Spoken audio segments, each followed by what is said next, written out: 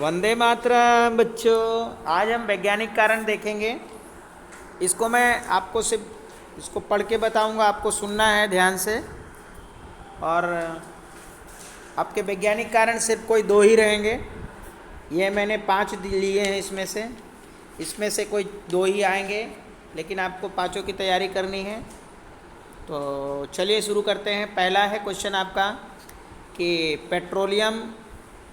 Petrol से लगी आग को पानी छिड़क कर नहीं बुझा पाते, तो बच्चों क्या कारण है? ठीक है, तो अभी इसका आंसर मैं यहाँ पे बोल रहा हूँ, आप ध्यान से सुनिए। तो आंसर शुरू करते हैं। पेट्रोल पानी से हल्का होता है, यानी पेट्रोल पानी से हल्की होने के कारण पानी पर तैरती है। जब पेट्रोल से आग लगी हो तो पानी का उपयोग करने पर पेट्रोल पानी पर तैरने लगेगा और जलता रहता है, और जहाँ पानी फैल जाता है वहाँ जलता पेट्रोल भी फैल जाएगा और आग बुझती नहीं है। तो बल्कि अधिक फैलती चली जाएगी। तो बच्चों यही कारण है कि पेट्रोल से लगी आग को पानी से नहीं बुझा सकते। आपने समझा? एक बार फिर से रिवीजन करा देता हूँ कि पेट्रोल पानी से हल्की होने के कारण पानी पर तैरने लगती है। जब पेट्रोल से आग लगी हो तो पानी का उपयोग करने पर पेट्रोल पानी पर तैरने लगेगा और जलना शुरू हो जाएगा, तथा जहाँ जहाँ पानी जाएगा वहाँ वहाँ पेट्रोल भी जाएगा और आग बुझती नहीं है बल्कि और अधिक फैल जाती है। तो यही वजह है, यही कारण है कि पेट्रोल से लगी आग को पानी से नहीं बुझा सकते बच्चों। अब प्रश्न 2 है कि वनोन्मूलन से, यानी वनोन्मूलन से भूमि बंजर बनती है, यानी हमारी भूमि जो है वो बिना। तो बच्चों वनोन्मूलन का मतलब है वनों की कटाई करना, और वन काटते जाएंगे तो उससे भूमि बंजर बनेगी। तो इसका चलिए अब हम इसका रीजन पढ़ते हैं। वनोन्मूलन से भूमि बंजर बनती है, तो इसका रीजन है बच्चों, पहले समझिएगा कि वनोन्मूलन से भूमि की भौतिक संरचना में परिवर्तन होते हैं तथा भूमि पर वृक्ष तथा घास आदि कम होने के कारण हवा द्वारा, वर्षा द्वारा, प्राणियों द्वारा भूमि का कटाव होता है, जिससे भूमि की उपजाऊ परत नष्ट होती है या बह जाती है, तथा नीचे की जो जमीन है वो कठिन स्तर बाहर आ जाता है नीचे का, और जो भूमि की उपजाऊ शक्ति है वो घटती जाती है, और इस वजह से भूमि जो है वो रेगिस्तान में, यानी रेत में, अर्थात यूँ कह सकते हैं कि भूमि बिन उपजाऊ बन जाती है बच्चों। तो एक बार फिर से रिवीजन कराते हैं कि वनोन्मूलन से भूमि की भौतिक संरचना में परिवर्तन होता है तथा भूमि की पर वृक्ष तथा घास आदि कम होने के कारण हवा द्वारा, वर्षा के द्वारा, प्राणियों के द्वारा भूमि का कटाव होता है, जिससे भूमि की उपजाऊ परत नष्ट होती है या बह जाती है, तथा नीचे का कठिन स्तर बाहर आ जाता है और भूमि की उपजाऊ शक्ति घट जाती है। इससे हमारी ज़मीन रेगिस्तान में बदल जाती है। ठीक है बच्चों, तो आई थिंक आप समझ चुके होंगे। प्रश्न नंबर 3। एक दिन रीता, रहता लिख गया यहाँ बच्चों, एक रीता नाम की लड़की है, अब कोई भी नाम ले लो, अपना ले लो। मान लो आप अपने मम्मी के साथ आभूषण विक्रेता मतलब सोनार के दुकान पर गए, तो आपकी माँ ने सोनार को पॉलिश करने के लिए सोने के पुराने आभूषण दे दिए। ठीक है, आभूषण समझ रहे हैं ना, गहना। तो अगले दिन जब आप अपने मम्मी के साथ वापस आभूषण लेने गए आप लोग, तो आपने पाया कि उसका कुछ भार कम हो गया, मतलब उसका जो वेट था, वजन था, वो कम हो गया। तो क्या आप भार में कमी का कारण बता सकते हो मेरे प्यारे बच्चों? तो आप भार का कारण बता सकते हैं। चलिए, आप नहीं तो मैं ही बता रहा हूँ, चलिए सुनिए। तो इसका आंसर होगा मेरे प्यारे बच्चों, रासायनिक दृष्टि से सोना निष्क्रिय होता है। निष्क्रिय मतलब जो कोई काम ना करे, यानी आप ये भी कह सकते हैं कि केवल यह अम्ल राजा के साथ ही अभिक्रिया करता है। मतलब अम्ल का राजा कौन है? H2SO4 है, जो आपने नाम नहीं सुना होगा अभी शायद।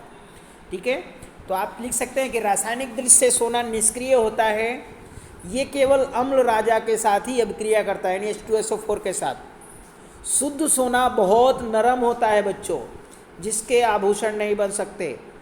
तो आभूषण बनाने के लिए सोने में थोड़ी मात्रा तांबे की भी मिलाई जाती है। आपने देखा होगा कि 22 कैरेट सोने में 22 भाग सोना होता है और 2 भाग तांबा मिलाते हैं, यानी 24 कैरेट का सोना होता है। तो 24 कैरेट की पूरा जो है वो आभूषण नहीं बनाते। सोने में पाए जाने वाले तांबे के कारण ये वातावरण की हवा के साथ अभिक्रिया करता है और थोड़ा हल्का हो जाता है, जिसे झांका कहते हैं। जब बच्चों इसकी सफाई करते हैं या पॉलिश करना जिसे कहते हैं, तो वो झांकी परत अलग हो जाती है, जिसके कारण आभूषण वजन में हल्का हो जाता है। तो समझ में आया आपको आंसर? फिर से सुनिए एक बार और। रासायनिक दृष्टि से सोना निष्क्रिय है, ये केवल अम्ल राजा यानी H2SO4 के साथ ही अभिक्रिया करता है।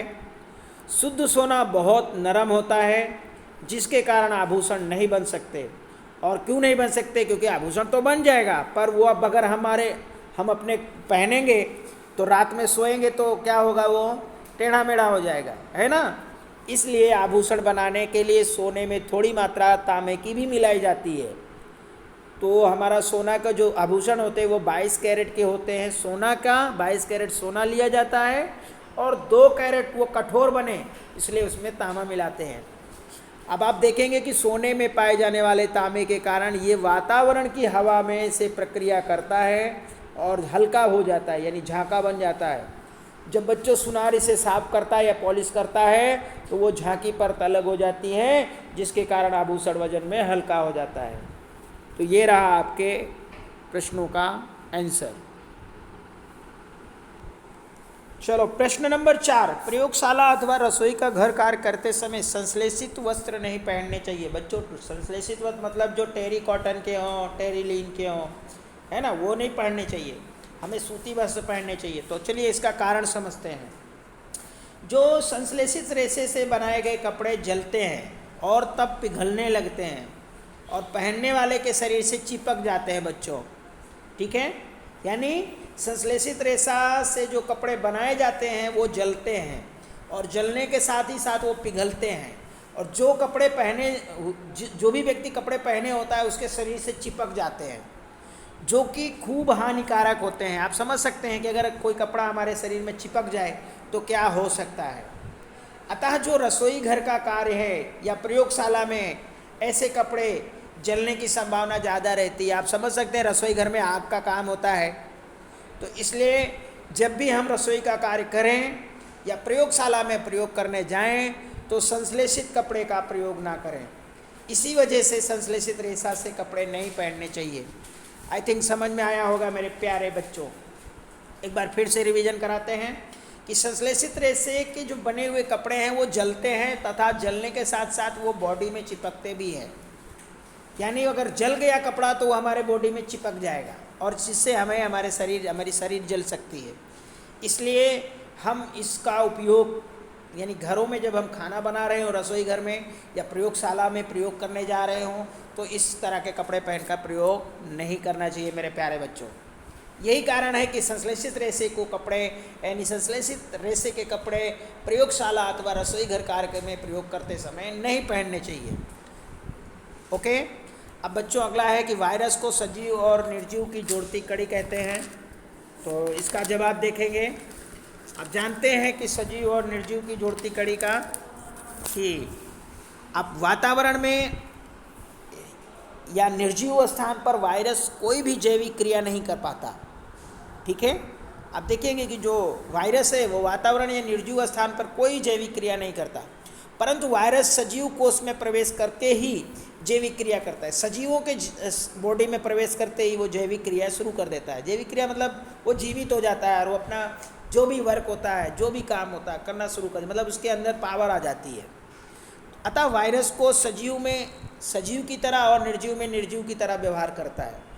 आपने देखा कि वो किसी बाहरी कोष के साथ क्रिया नहीं कर पा रहा है, मतलब बाहर यानी निर्जीव की तरह काम करता है। लेकिन जैसे ही किसी सजीव के अंदर प्रवेश करता है तो अपना जो भी कार्य है वो शुरू कर देता है, जैविक कार्य।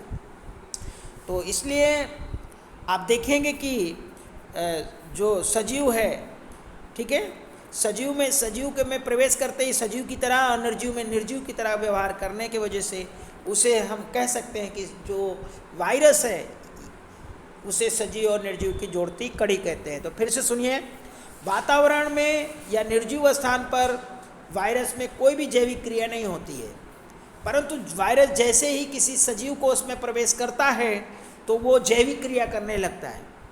अतः वायरस सजीव में सजीव की तरह और निर्जीव में निर्जीव की तरह व्यवहार करता है। इस वजह से सजीव और निर्जीव की जोड़ती कड़ी कहते हैं। तो ये है आपका अंतर बच्चों। अब आप इसे अच्छे से तैयार करिएगा। जय हिंद, वंदे मातरम।